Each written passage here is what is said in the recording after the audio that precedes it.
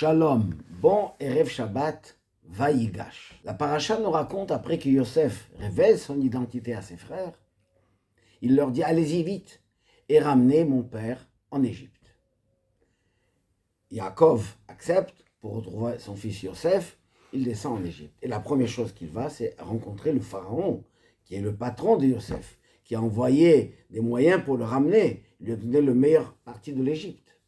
Donc Yaakov se présente devant le pharaon, le salue, et là, le pharaon demande à Yaakov, quel âge as-tu? Et Yaakov répond, 130 ans, mais il rajoute une phrase, Me'at veraim, hayu yimishne chayai. Mes années de vie sont peu.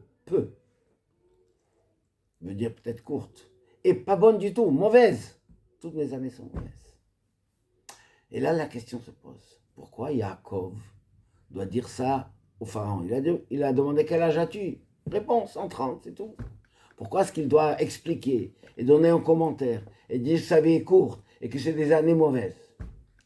Mais c'est qu'en réalité, quand Yaakov rencontre le pharaon, ça lui rappelle la rencontre qu'il a eue avec son frère Ésaü.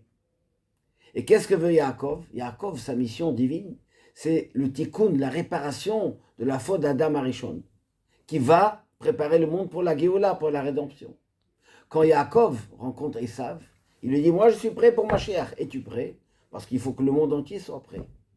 Et là, il voit que Esav, non, encore loin.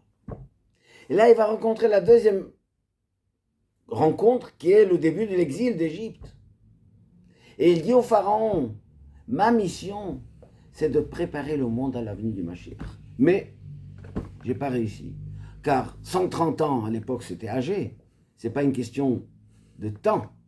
Mais il dit, sur mes 30 ans de vie, je n'ai pas encore réussi à préparer le monde à la rédemption, à la Géoula. Et Raïm, j'avais beaucoup d'activités, ce que j'ai fait, mais ça n'a pas arrivé à son but. Il dit ça au pharaon, pourquoi?